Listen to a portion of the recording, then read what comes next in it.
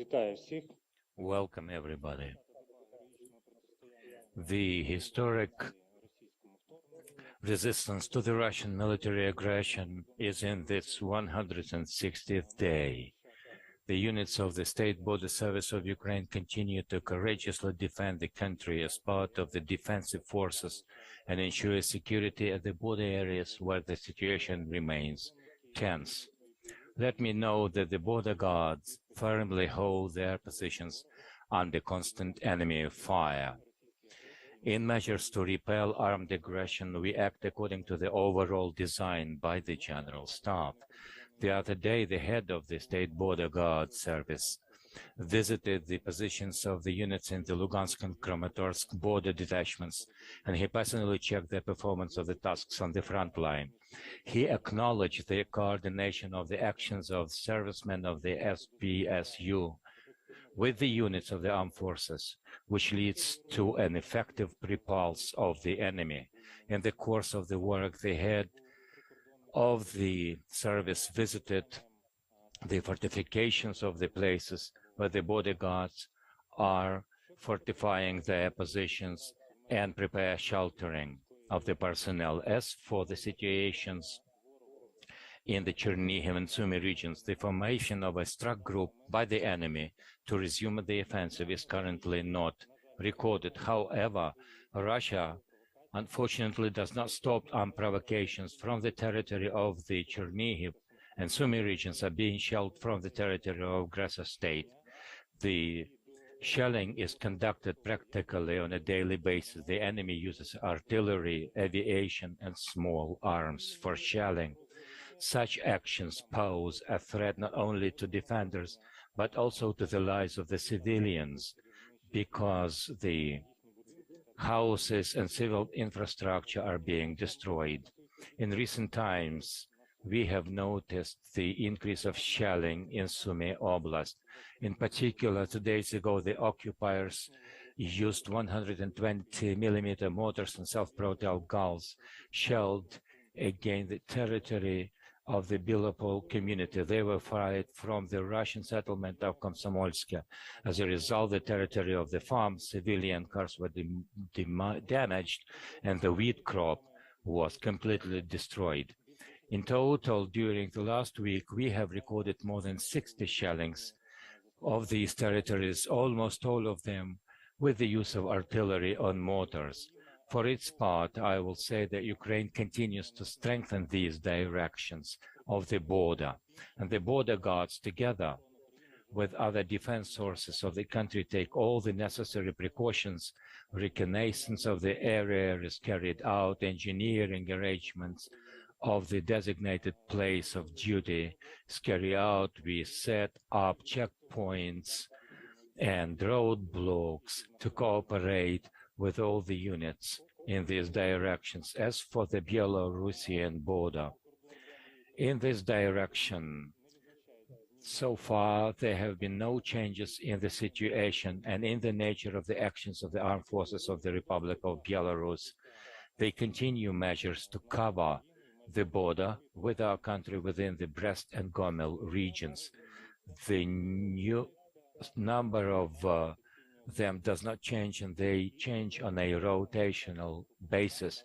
There are no signs of the formation of offensive groups.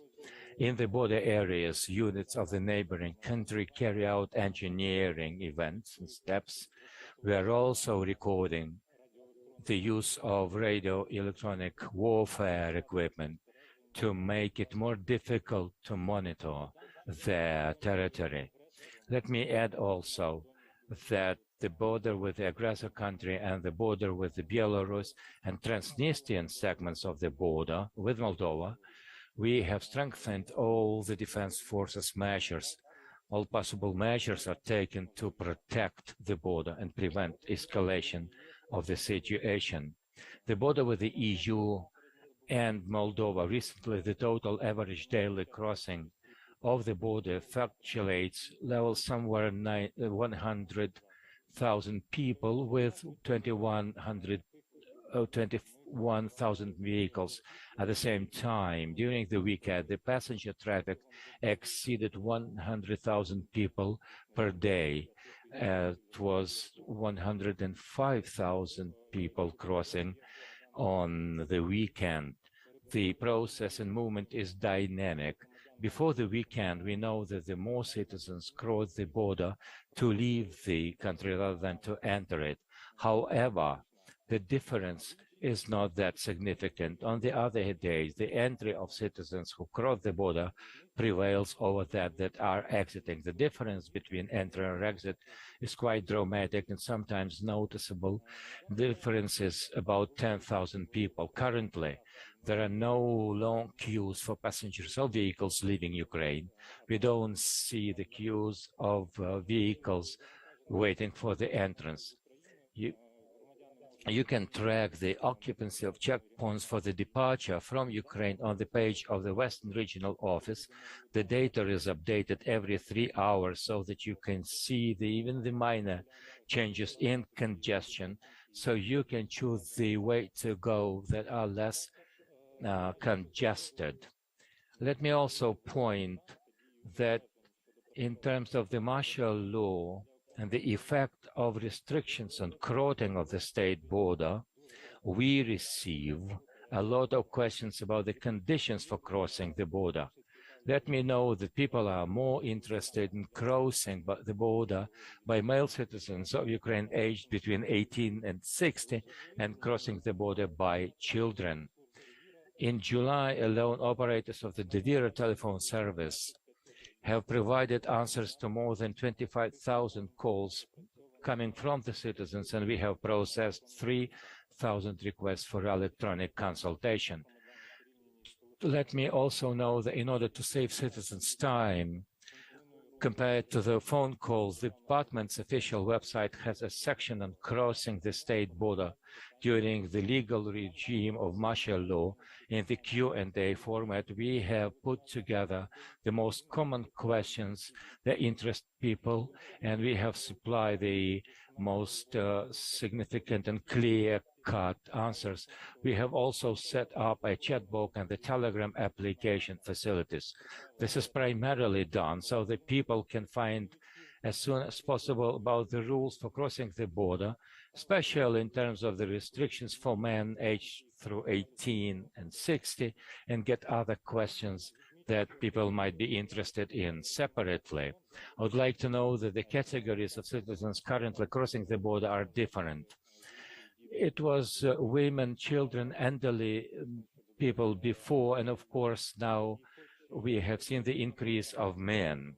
Of course, during the period of martial law, there is a restriction of the departure from Ukraine for men aged 18 to 60, but there are a lot of exceptions here, and border guards ensure that the passage of men is conducted in accordance with the norms of the current legislation. That's why we would like to inform the members of the public and advise them to get familiarized with the conditions written by the government or on the official sites of the State Border Service that I mentioned before.